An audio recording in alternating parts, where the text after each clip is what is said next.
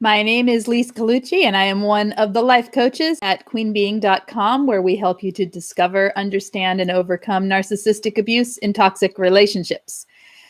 Good afternoon, you guys. Hello, and welcome. Today, let's talk a little about us instead of about the narcissist. I think we need a break from that. Good morning, Misty. Tell me, is it like hanging? Can you see, is it look normal? Because every time I come on, it does a weird thing and I can't tell. So I'm just going to wait to start until it chills out. Hi, Katrina and Shastina and Misty. So is it lagging or is it working, you guys? Can you see, like, if I move, is it all laggy and weird? I don't know. Is it working? Okay. So let's talk today about being vulnerable to things in life after narcissistic abuse, being able to put yourself out there again, being able to experience your life again, and how your self-esteem affects this as a possibility for your life. It's a little laggy, but okay. Okay, good. Hi, Violet. I think it's better now. I don't know why it does that. It's like every time I come on for the first few minutes, it just lags and I hate it. So I should just talk about nothing and then start. Just wait. Okay. So what holds you back in life? It's okay now? Good. Great. What holds you back in life? What keeps you from being able to put yourself out there and do the things that you want to do in your life? And where do you feel stuck in feeling like maybe you're too vulnerable or it's too vulnerable? Yeah, fear and doubt in finances. Okay, let's talk about our beliefs and rather than the practical things in life, because those we can only change so much. The things that we can change are the stuff that's on the inside and our own experience of ourselves, right? We can't really change the external too much without well, at least in this context, right? Misty is saying, wait an extra second or two before you do the intro, maybe. It's more than a second, though. It's like 3 minutes. So I'd just be sitting here like, that'd be kind of weird. So I don't know. Misty says, changing the tape in your head is the start. Exactly. Fear of the unknown, mainly.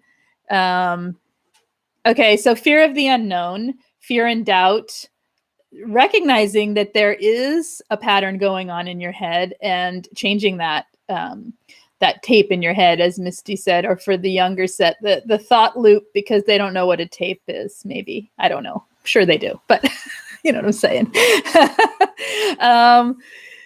The change, all of this happens within. You're right, Violet. The change happens within, and excuse me, the way we experience our life on the outside has a lot to do with how we feel about ourselves and the way we experience ourselves on the inside. So the change, it stands to reason that change can begin on the inside, and then we can see what happens as the pieces fall into place with our lives on the outside. If we can lower the Misty says, shh, we're not old. No, we're not. Misty says if we can change the life on the inside, change our beliefs and our experiences of ourselves on the inside, without the expectation of what it might affect on the outside, there's a little bit of freedom there and a lot of room for growth and actually change, right? So when you look at what's holding you back, fear, beliefs, somebody said beliefs, but let's talk about that. What kind of beliefs hold you back? So say you're going to go for a job interview, or you meet a new person, a friend or a romantic interest or whatever, or you are going to go back to school, or you're something where you're making a change in your life, where you're allowing vulnerability in, where you're stepping out of your comfort zone because you have to, because that's living, right? We can't stay in an insulated little bubbles our whole life. Well, we can, but that's not really pushing out into life and learning to thrive, right? People who thrive tend to push into the things, into their comfort, push past their comfort zones, right? So some of the beliefs might be things like, I'm not enough, I'm not good enough, I don't measure up, I don't want to be seen. So that's an important one. I don't want to be seen, even though we spend so much time being sad that no one sees us, but we don't want to be seen.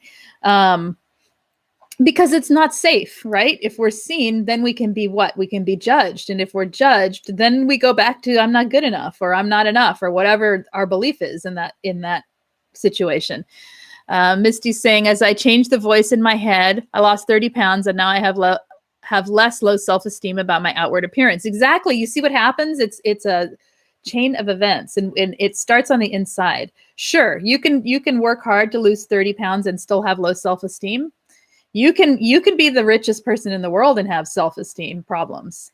But the changes from the inside are the ones that last, because even if you gain some weight back, Misty, you'd probably continue to have that self-esteem if you are applying it to the rest of your life, right? If you're not just applying it to like thin equals better, because it doesn't, right? It's that you have achieved something, and through that achievement is where you gain the self-esteem.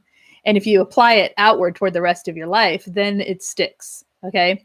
And you start changing beliefs like globally within yourself. Hi, Butterfly Mama and Phoenix and Jack Lumen. Okay, so when we're looking at beliefs, you know, a lot of us have core beliefs that come from childhood programming.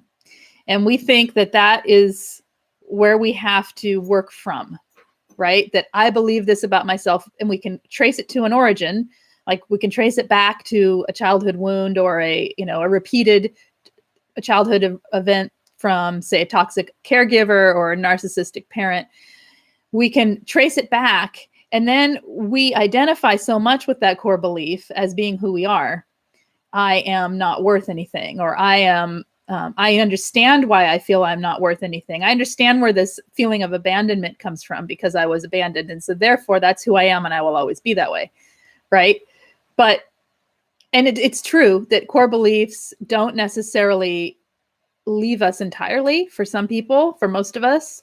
However, the perspective that you can gain around it can show you that there's other possibilities as well. So you may still fight that belief, but the possibilities that are also possible, that are also available to you, can also be there to help make that belief just sort of part of what's going on in your head, and that other things can lead you through to something. Because that core belief, those core beliefs that are from the programming, are never going to step you into a life that you want to live. They're only going to hold you back, right? And so we want to move past them, and even if they're there, kind of put them in the background and let other beliefs come in. And what helps with that is repeating experiences and repeating patterns that show you a different path. And paying attention when you have patterns, when you have new experiences, paying attention to the lessons that they're teaching you. Does that make sense? Okay.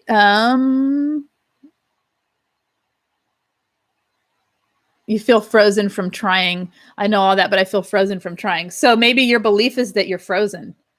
You know what I'm saying? Like maybe that's the belief that you need to work with. I don't know. Maybe it's, I feel like, Shastina, that beliefs are in so many layers when they're deep like this. They're so deeply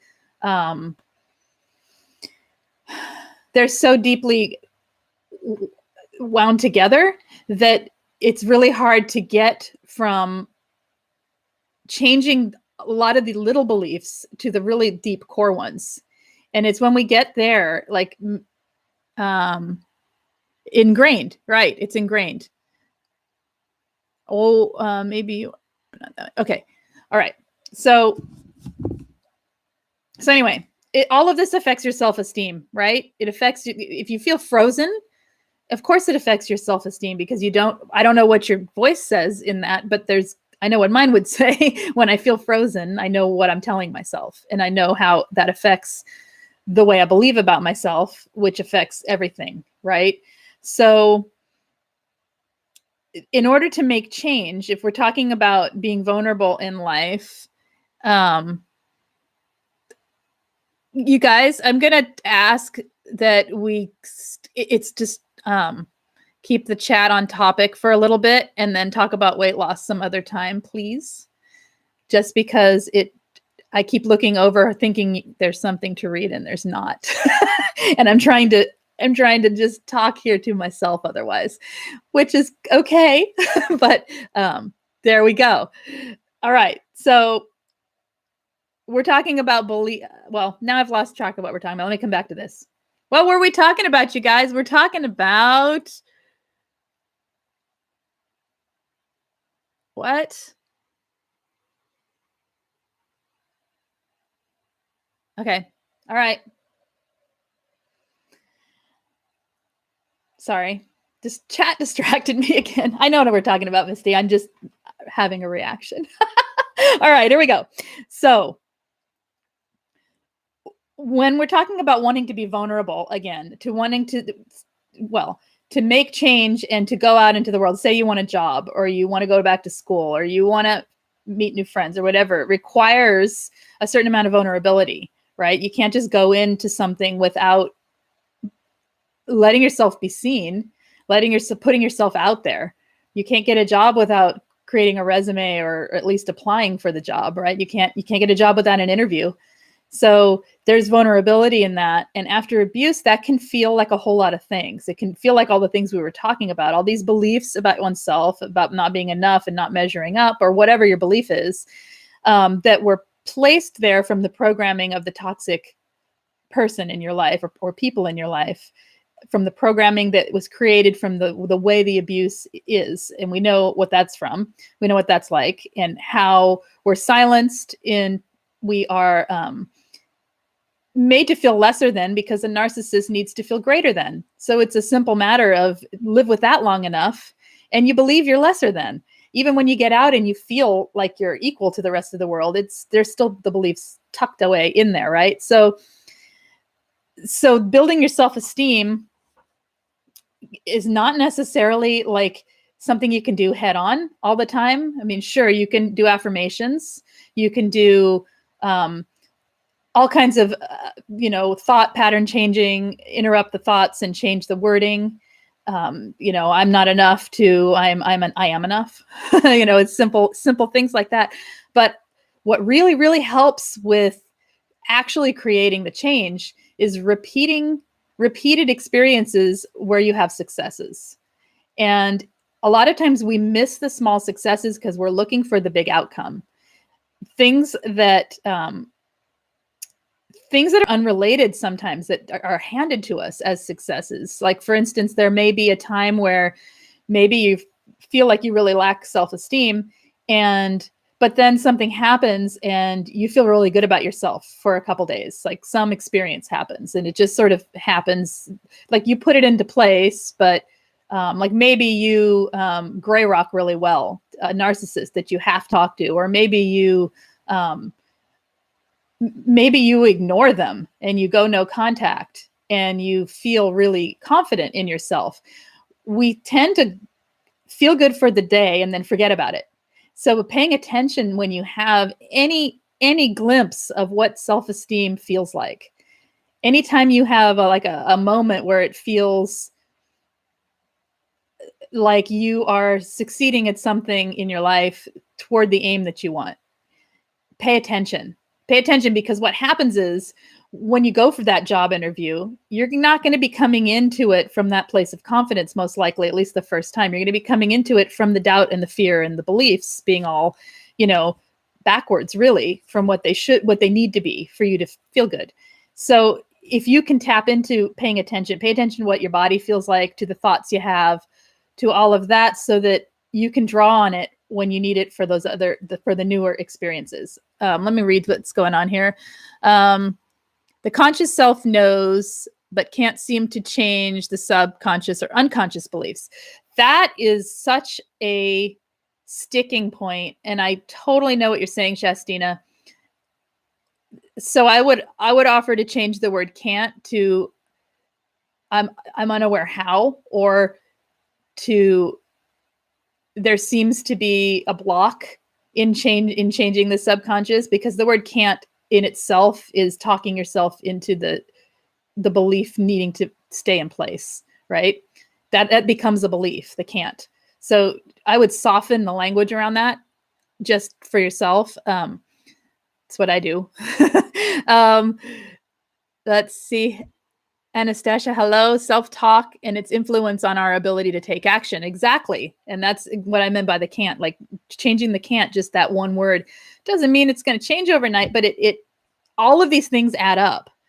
Because what happens is when we have a belief, our belief takes over, and it's, it's like all up in your face like that, right? And that's all you can see is that belief. And we need the space around to have other possibilities for what could also be true. Does that make sense? All right. What's going on here? Yes, I'm needing to learn how to show kindness and affection to me from what I like to show and give Julie.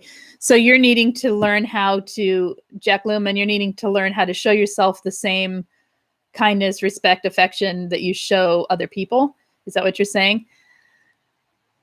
Can't never could never would, and would never will. The words do matter, and they do become what we believe. It's very important to watch the words like can't and but, right?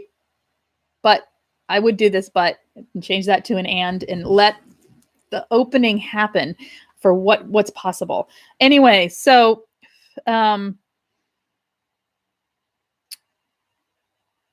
it's what we're trying to talk about is being safe to be vulnerable and put yourself out there. And by vulnerable, I don't mean being at a target.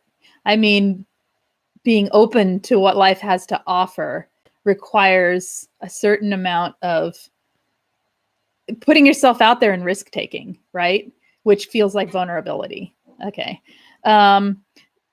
Self-trust is self-empowerment.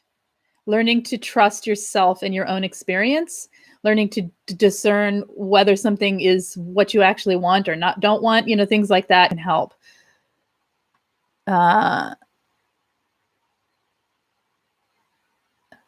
Okay.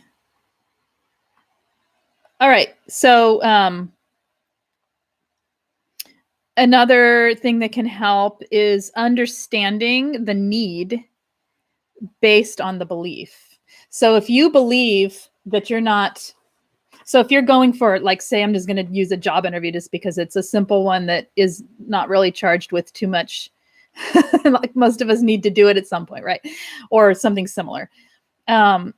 If you believe that you're not enough when you go into that interview, then, I mean, where are you going to be coming from, right? So what do you need from that? What do you need to believe? You need to believe that you are an equal, you were equally qualified as anyone else who is applying for this job, or maybe even that you maybe have special skills that you could lend toward, you need to believe in yourself, right? And if we can understand what it is we're needing by saying I'm not enough, to me, it is an escape route to not try. Does that make sense? Because if we're so fearful of the negative reaction or the rejection, then that's where we're basing everything off of. Is that making sense? And voicing what you need in situations where maybe you need to be heard. I mean, it could be, having your voice matter in a situation. Say it's a new friendship or a new relationship of some sort, and having your voice matter, being able to voice what you need creates boundaries around being heard and also listening to other people. And that can help build self-esteem too. So, I mean, there's the affirmations and the restating of how we talk to ourselves are super important, but also it's how we act and how we pay attention to the things in our life that are blocking us. Does that make sense? It's kind of like how Shestina in the beginning was talking about a deeper layer of belief. And when we can get there, like when you feel frozen and that becomes your belief system that you will stay frozen, then that's where you go. That's where you ask yourself, what do I need? What do I need to get free from this being frozen? And that may be, a whole process too. But okay, when I got out of the relationship, says Violet, I was so raw and vulnerable that then my family added on to the abuse, and I had a physical breakdown, just starting to be able to interact without panic coming on. Right. It can be extreme like that. It really can. I don't know if any of this is helping, but looking at your beliefs around things, and that, the world isn't 100% safe, but it's also not 100% dangerous, right? It's, as you move forward, choosing a path for yourself that keeps you living the life you want to live, and keeping toxic people out of it and toxic situations out of it, right? And so learning to discern. So that can take a lot of self-discovery, right?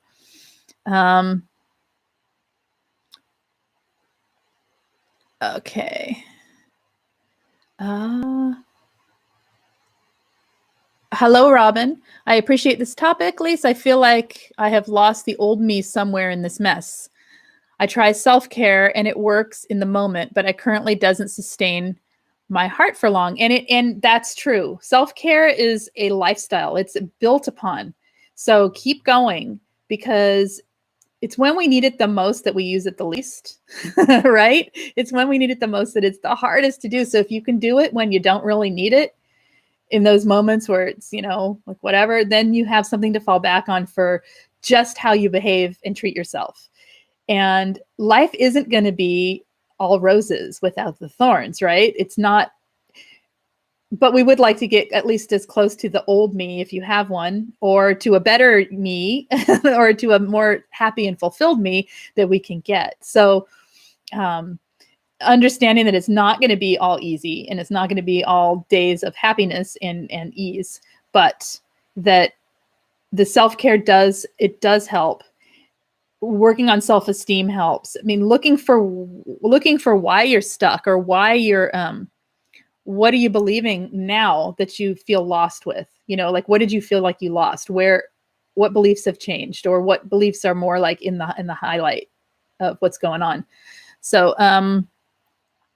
okay. So what are some ways to take action toward an aim of being more engaged in life, being more vulnerable to the things we need to be vulnerable to in order to have what we want, in order to get a job, make friends, whatever it is, putting ourselves out there? What are some steps? I think number one is address it step by step. So if you feel overwhelmed, like it's just too much, then you just take it piece by piece and do a little bit at a time. That's, to me, makes sense. Shastina says, I felt frozen in some areas since a young age. It's right, because of abandonment issues, but I can't, there's a can't again. I'm going to reword it for you just cause, okay? But I struggle to resolve at a subconscious and unconscious level. You know what? And this is what I'm talking about. When we have things from childhood, when we have core beliefs, and I think I talked about this in the beginning, when we have a core belief, if your core belief is you're frozen and you're stuck, there's probably more underneath that your subconscious and unconscious mind want you to learn. You could look in your dreams. You could dream journal. That might be an interesting place. It'll be there. But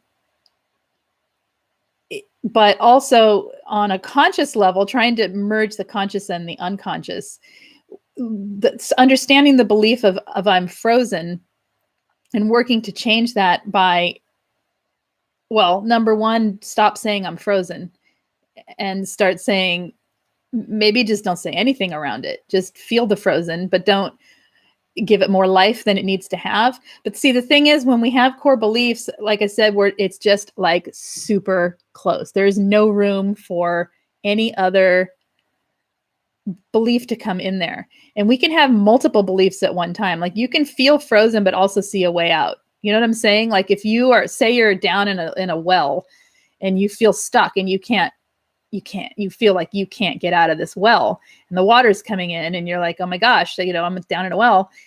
And if you look up and you see the light, There's another belief. Okay, there's two things. I'm stuck down here and I can't get up there. But then you see the walls and you realize you could climb them, and they actually are maybe climbable if you tried, then you start seeing a path and a way out. And then you have two beliefs going on at the same time. I'm never going to get out of here, and there's a way out. And if you're just wrapped up and you're saying I can't, it gets way too close to even step back and see any other beliefs that could be possible in that moment. Especially if it's coming from such a young age, because it means you're applying it to things where it doesn't need to be applied. Does that make sense? Self-care today, I'm chopping off my hair, keeping my silvers, and doing my nails. Nice. My slivers? The silvers. Okay. Excellent. Chop that hair off. It's good. I think having things you enjoy and engaging in them helps. It certainly does. It does help with the self-esteem. Is that what you're talking about, Violet? I think it helps too. I think that it not only helps in a positive mindset building, but it's completely wonderfully distracting, isn't it? And in a good way, not in a way where you're avoiding your life, but in a way where you're engaging in something outside of this trauma and outside of these beliefs. That's important. Stop believing in your emotions that they are all that there is. Okay. I mean, believe in them, believe you have them and that they're real, and acknowledge and validate the emotions. But if you can stop believing that that's all there is to life, it changes. And that's what finding the joy in things can help with, because we believe so much in the I can'ts. We believe so much in the programming and the emotions that come around that fall into place because of the programming, that it is like being stuck in it. And we get unable to see that there's anything except the emotion we're feeling. It's like being swept into a wave. And that's not, that's a place where coaching helps, because it's kind of personal. It's a place where you personally have to find your own way through the disbelieving that the emotions are all there is. And there's a lot more than just what we feel. I can tell you that for sure.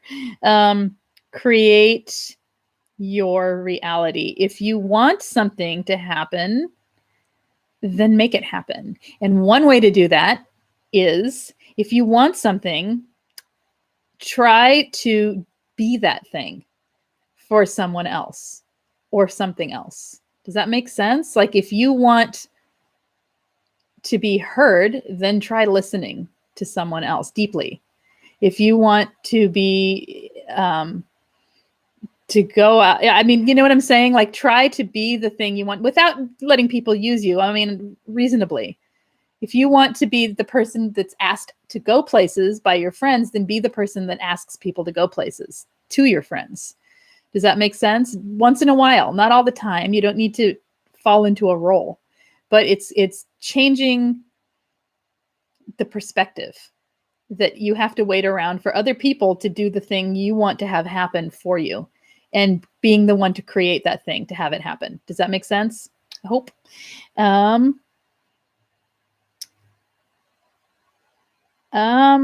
Focus. Oh, of course. I don't know how to turn that off, except turning off my phone. There we go. Take the focus off of your fear and vulnerability and focus where you want to be. So if you have a situation where you feeling vulnerable to something, like you're feeling afraid, and say you want to make friends, and you feel like no one likes you, you don't measure up, you're not interesting, whatever you feel, you don't feel seen in a group of people. Maybe you don't feel heard easily because of programming. Then focus on what it is you want from that situation. Like for me, I might say, I don't actually like large groups of people. I really prefer just hanging out with one person once in a while. And what I enjoy is just, what I enjoy about it most is, and whatever that thing is, I enjoy about it most is just the talking. I don't care what we're doing, and so choosing wisely people who like to talk, choosing wisely people you're comfortable with, and putting the focus there. And like, instead of making it a global thing of, I need to have this one thing, right? And that becomes overwhelming that way. Is that making any sense? That's a hard one to describe. If you maybe you notice that what you love about your job, like maybe you're going to get a job and you feel every time you interview, you feel like a failure, or you feel like you're not measuring up. And so you go into every interview with low self-esteem and low confidence, right? Because you're setting yourself up for it, but at the same time, how do you help it? But if you think about what it is you want from that job, maybe you really like doing accounting and you really like numbers, but you're not a people person. So talking to people in the interview is torture. Well, if your focus is on what you want, I want to be in there doing the numbers. I really do. I love that part. And if your focus is on that, then your whole situation in the interview is driven towards that instead of what you feel about yourself. And that's what I mean about stepping out of the way of your emotions and focusing on where you want to be instead. Does that make sense? It's hard, a little tricky to apply to everything, but I think it's a good one.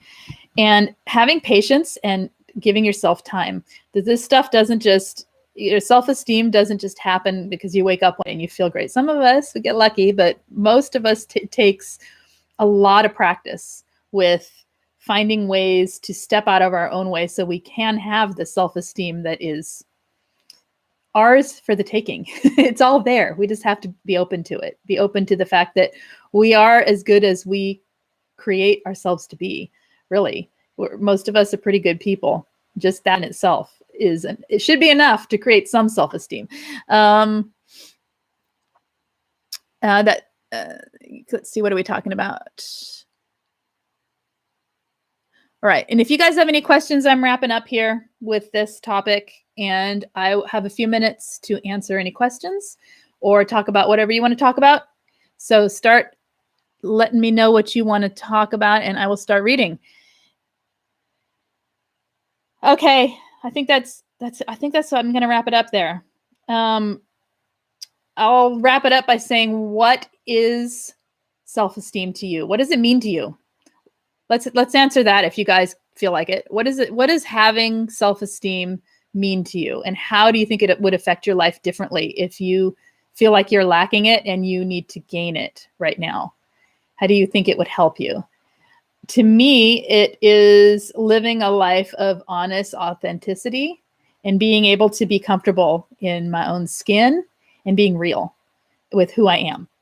And I try to convey that when I'm here, but it's, it's always a little strange sitting here talking to a camera, but that's, I'm going too fast. I'm sorry. I can only go talking to myself, right? I'm not having an actual conversation. Don't know what to tell you, Jack Lumen. Treating yourself with respect and love in every situation. Yes, that's lovely. Thank you, Butterfly Mama. Let's see. Confidence. Yes, Life Revival. Confidence is part of self-esteem. To me, it's also being willing to take the unknown path. Being willing. So we, as survivors, and with the programming that we have, will inevitably fall to the path that we already know, like the I can'ts. We're going to fall into the I can'ts because those are the ones we know and those are the ones we trust. We trust the I can'ts more than we trust the unknown, right? Because, of course, it makes sense. We already know what we can't do, and so we trust that. So to rise out of that means taking the unknown path and taking risks in little ways so that you see that it's safe enough to take another risk. And every risk you take isn't going to be a success, and that's okay. All right. Just because something fails doesn't mean you're bad or wrong. It just means that it wasn't the right new path and you move on to something else. Is that making sense? I'm glad you feel a safe space, Violet. That is my aim in life, is to create safe space for myself and other people. So let's see. If I had more self-esteem, I would probably have more confidence to take my business to the next level. I'm happy that I'm taking the unknown paths now. Right. Yes, that's a good one. And what do you think it looks like having more self-esteem, Misty? Like um, what parts can you, if you want to say, what parts can you grow there? Okay, let's see.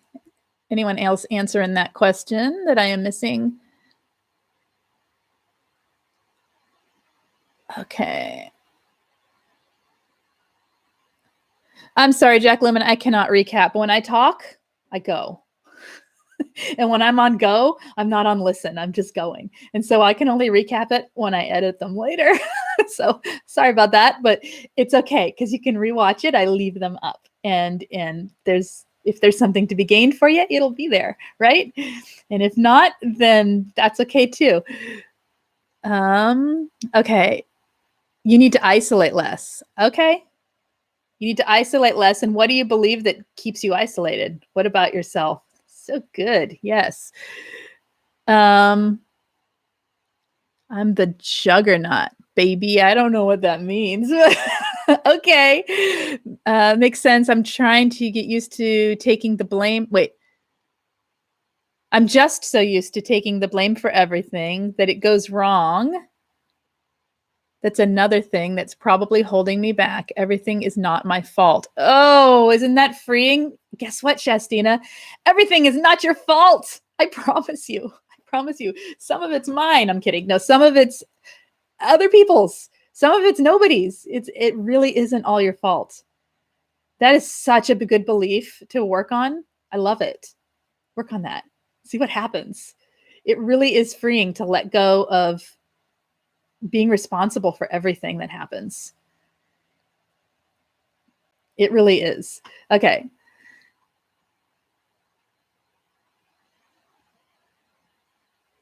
I'm rolling and crushing everything in my path. Is that what you're saying, Jack Lemon? I don't understand you sometimes, my friend. I really don't. Like, are you just trying to stir a pot? Or is there a point?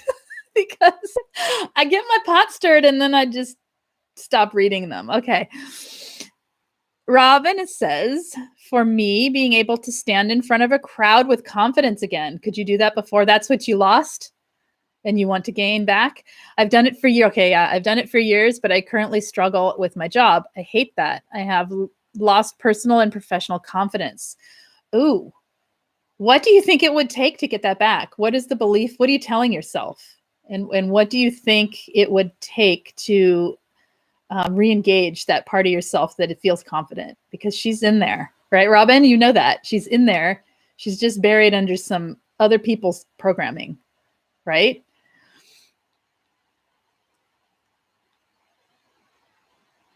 I talk like a... Okay.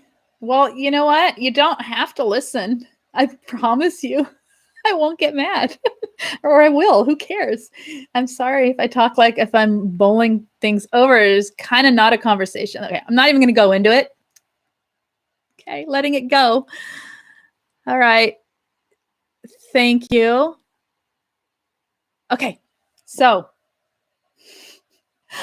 that's really funny because you see what I could do is allow the criticism to affect my self-esteem, but I shall not.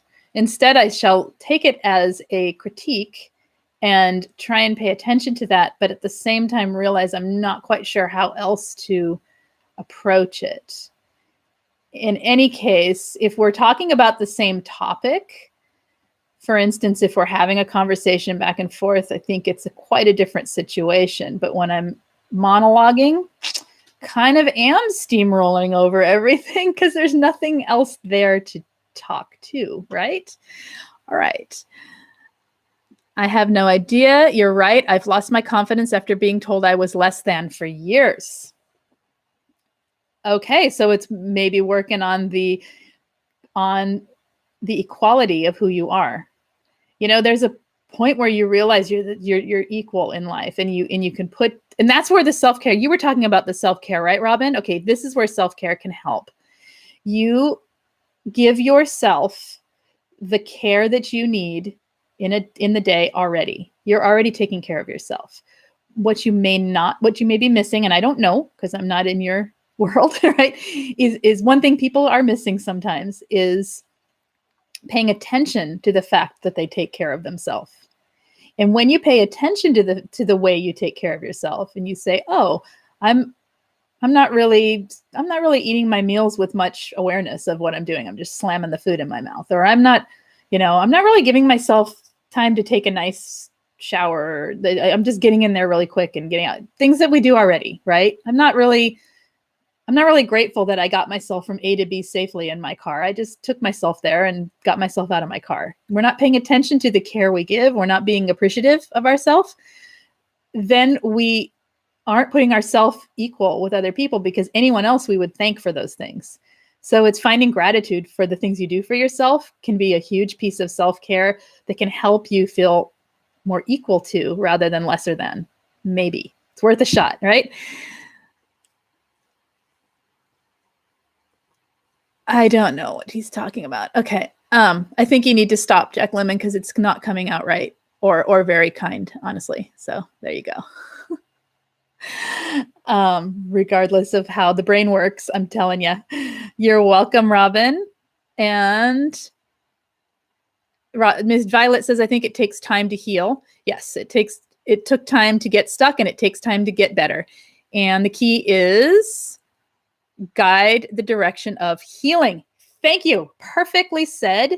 When we talked about where I said it takes time and patience, give yourself the time and patience. I love how you added guide your healing. Keep going in the direction you want to go. And when you feel yourself slipping in a different direction, just reinitiate. This is where journals can help, because you can go back and read what you have been working on, and then you can reapply it, re-engage with it. So, okay. I will use the laundry I do every day as my self-care today. Yes, everything you do for yourself, pay attention to the fact that you're doing it for yourself, right? And it can really change the way we look at the way we are equal to and as important as other people. So, okay. All right. Well, that's it for now. There is a self-esteem coaching group starting next Monday at 6 p.m. Pacific. It will go for the month of June. It is $60, and it meets weekly for 1 hour. If anyone is interested or needs that, or let's see. And the other coaching group starting is on Wednesdays at 3:30, 6 Pacific, and 11 a.m. on Fridays. And that is the evolving group. It is basically going from surviving to thriving as best we can. Really, anyone is welcome, because there's not one topic in there. Pretty much we go through wherever you're at and go from there. And it's kind of stuff like we're talking about here today. Everyone's coming at it from a different place, but it all works together. So that's what we work on in there. And that's a really active and wonderful group with a great group of people. That's, like I said, Wednesdays at 3:30 p.m., 6 p.m. or on Pacific, or Fridays at 11 a.m. Pacific. So that has 3 different time slots. Anyway, that's starting up next week for the month of June. Again, $60 for the month. Plus, all of those have a messenger chat group that goes with it that is kind of like a daily check-in. That is on Facebook. So if you do not have that part wouldn't apply to you. But the group part, we meet on in a meeting, on a video meeting. So, okay, there's that. And any other things? I think that's it. If you enjoyed this, hit subscribe and the thumbs up, and I will see you next time. Take care, and I wish you well with your healing. See you later. Bye-bye.